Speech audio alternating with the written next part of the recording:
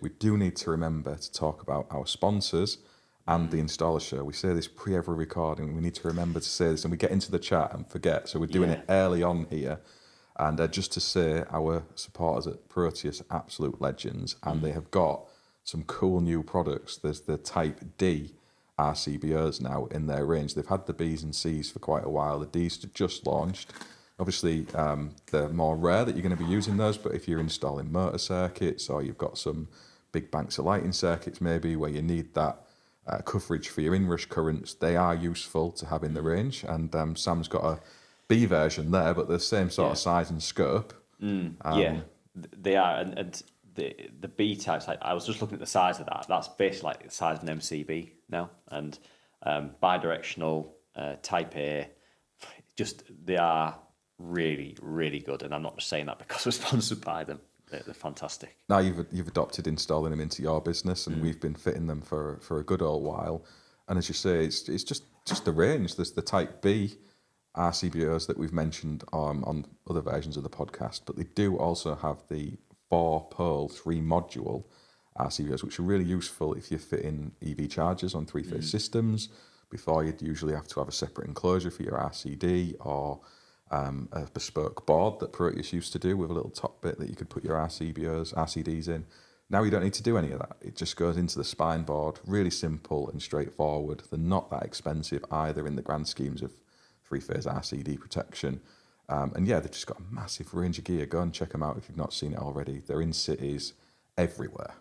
It's such a good point because cities are everywhere, which means if you're ever short of anything, you can guarantee that you'll either be able to get it that day or you can order online and get it the following day. It's unbelievable. It is. I was short of some brass screws for conduit boxes. I'd left them in a tray in a loft somewhere probably, and I was like, what am I going to do? Straight on the internet to cities down there, and they had thousands in stock, and it's problem solved, in it. So I think that's the default approach for lots of us out there when you're missing something. Yeah, absolutely. Especially when you're working nationwide. Yeah. It's very tricky. And then we've got the installer show as well, and we're part of that this year. That's something that we're really excited about, but they are helping us out with the space there, and we do want to talk about the actual event, and hopefully some of you guys and girls will go and sign up. There'll be a link in the description wherever you're watching or listening to this to go off, because you have to register if you want to attend. It is free, but because it's at the NEC, you need a pass. It's a restricted, secure area. If you want to get in the show, you're going to need one.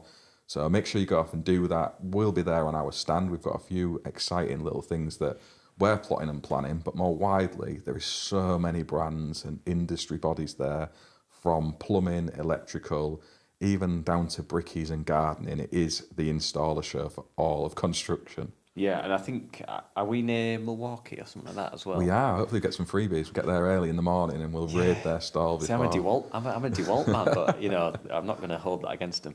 But no, there's such a wide range of stuff there that it'll be so interesting. Hopefully we have a bit of time to look around ourselves as well. But I'm really excited to have the good conversation with people that watch this, introduce new people to what we do here at the Renewables podcast, and probably pick up some more ideas for some more episodes as well, because there's so much to talk about in renewables, and I love having this conversation.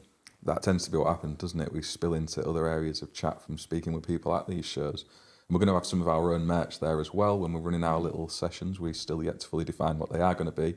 But if you want a T-shirt like Sam's modelling over there, we'll be passing a few of those out, along with mugs and books and pens and all the rest of that stuff. Yeah, it'd be good. That's what I love about Malcolm. Like, he genuinely wants people to win. Like, the people that he works, he wants to see people win and succeed. And I think with business, again, it comes back to like psychology. Like, if the way your brain's hardwired is going to work against you in business, and you need some prompts and some help and some support to kind of get it to be a win-win scenario. So, for example, like, I think you can't be modest in business. You can be humble. You can't be modest. You can't play down your achievements. You've got to do the opposite of that. And you've got to like play up how good you are. You've got to share your testimonials. You've got to ask for testimonials. When you're doing a quote, make it absolutely incredible. Like, tell them all the work that you've done. Big yourself up. But I think naturally we don't do that. Naturally we play ourselves down, don't we? And that can work against us in business. So I think you need a bit of support and community help and cues and prompts and pushes to like charge what you're worth.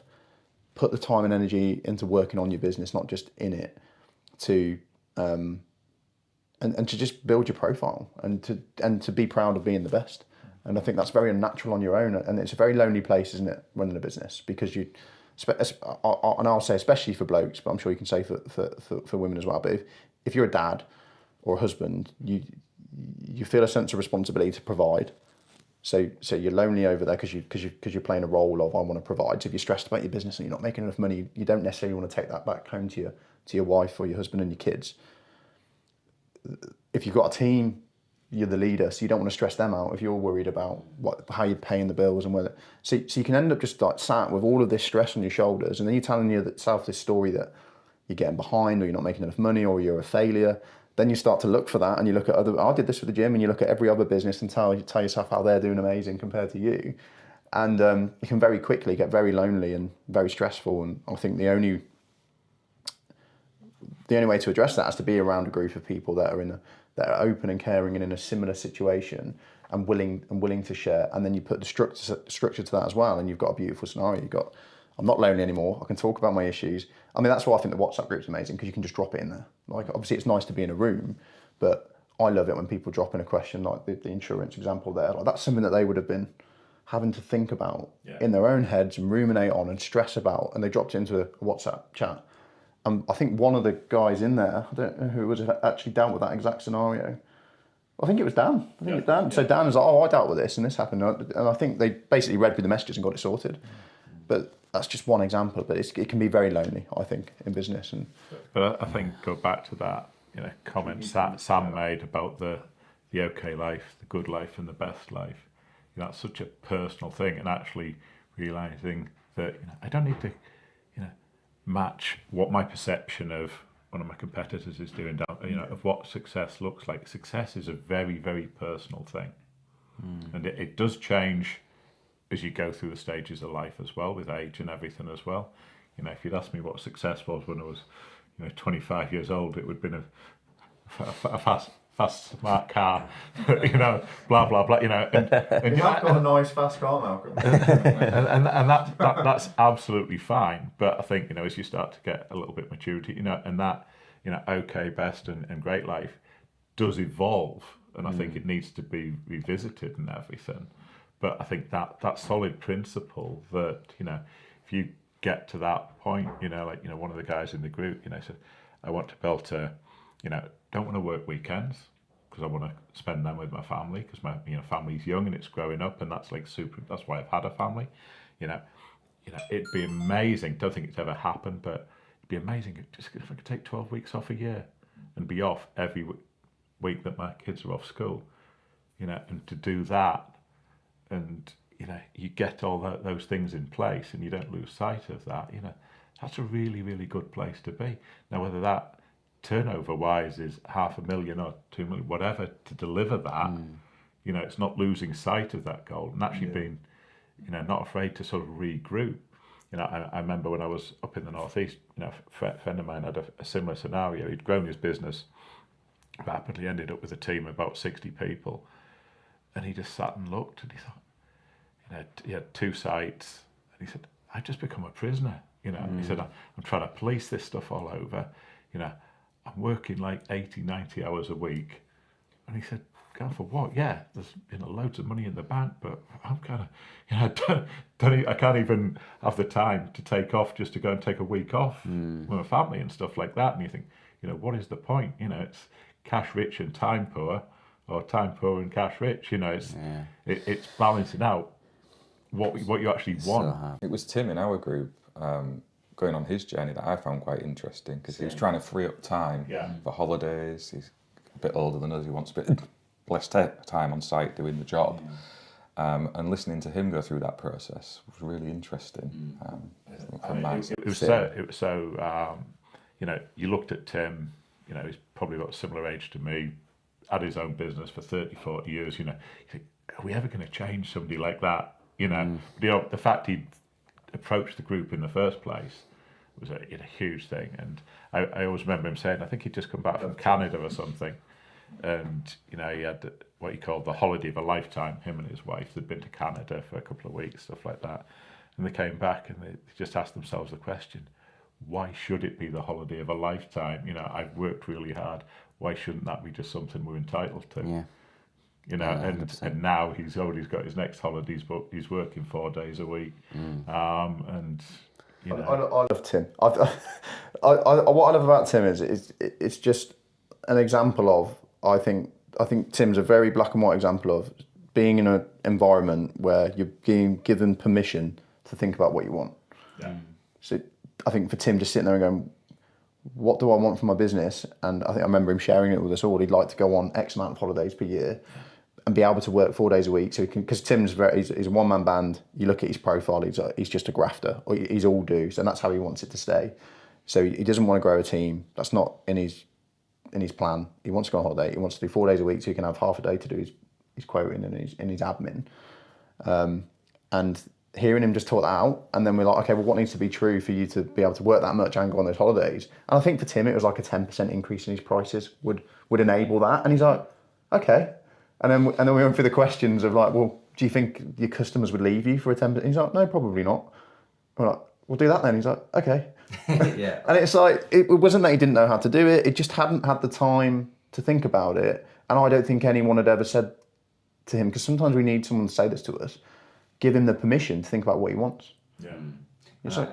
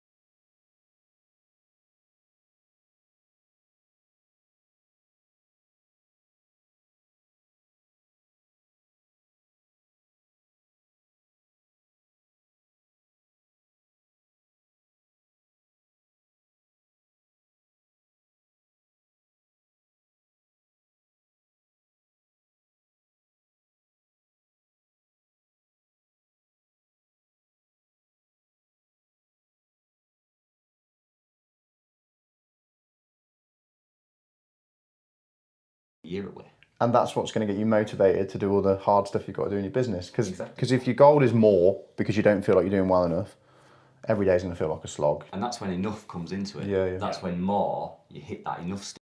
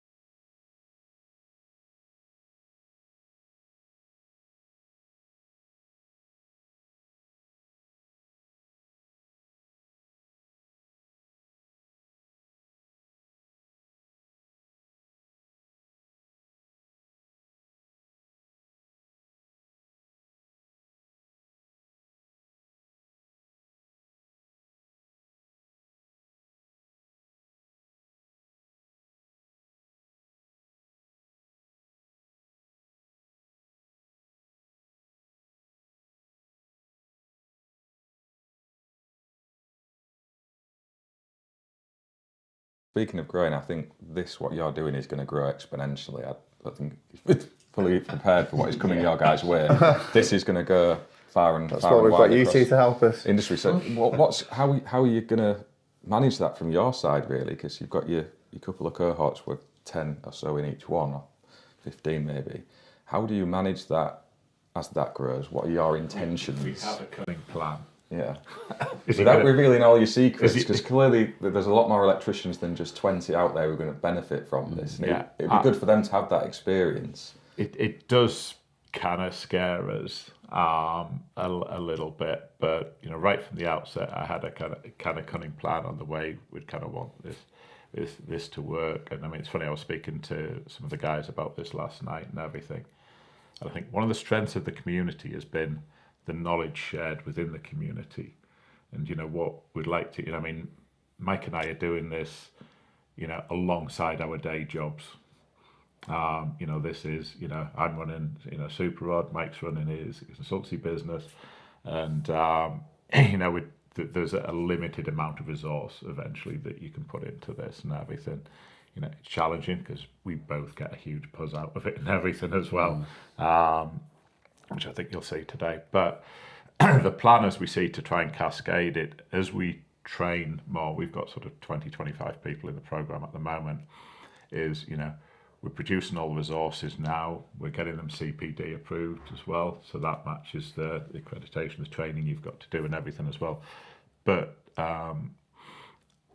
some of this comes from my wife. My wife's a teacher, and she's like super organised, super resource heavy. I see how much time she puts into that. So I've tried to take a lesson from what she's done, where we create all these resources and everything. And I think the important thing, if I went to one of you guys, for example, tomorrow and said, oh, I lost my voice today and I needed somebody to stand in for the training session we're going to do today, I know either of you two could drop into it with very minimal preparation, because the material would be there, but because you would really understand the culture and what we're trying to do. And I think, the way I'd like to scale it, instead of just bringing in a load of other experts, is that we've built this community and we grow it from the community. So, as you've gone through the program, and I don't see people coming off the program, but we say, right, Mark, Sam, Tom, whoever, said, look, would you take on a cohort? Will you share some of your experience? Here's all the resources, the whole process, which Mike is great at, is all there. But would you mind owning and leading a cohort? And as that community grows, it's like a pyramid. We grow. So I think we develop our own community of trainers who've benefited from it, and then they give a little bit back. And I think that's the way, ideally, we envisage it sort of scaling in the future. It's exciting for you guys. That's one of the things I'm really happy about for I know it's a big passion point of yours, Malcolm, giving back to industry, and Mike, yourself as well. So I'm really excited to see where this is going to go, pass forward into the industry. And we have got people turning up now for the day we've got ahead here, so I'm conscious of time. So if people are wanting to come on board with this and get in touch with you guys, where should they be looking? Have you got a website in place? Yeah, so happy-electrician.com.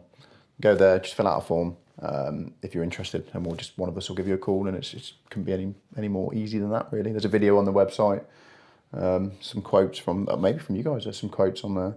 So yeah, it's really, really straightforward. Or if you know somebody in the community, speak to them, they'll refer you over and just put you in touch with me or Malcolm. Especially coming towards the end of 2025, as we are filming this now, and going into the new year, obviously people are making New Year's resolutions, both personally and in their business. And I think this is one of the best things that you could do for your business in 2026 is actually enter into something that isn't going to put you in massive amounts of debt and all this other sort of stuff. It's kind of it's personal development and getting really clear on your goals as a business leader, or even within the management of the business, just to really work out what you want out of this business and not just be on this big hamster wheel of growth, more, and actually get clear on, are you actually at the enough point already? And so that's, I'm really looking forward to taking this into 2026 and pushing my business forward to a point of that is defined by himself. 10 ski holidays a year. 10 ski holidays a year,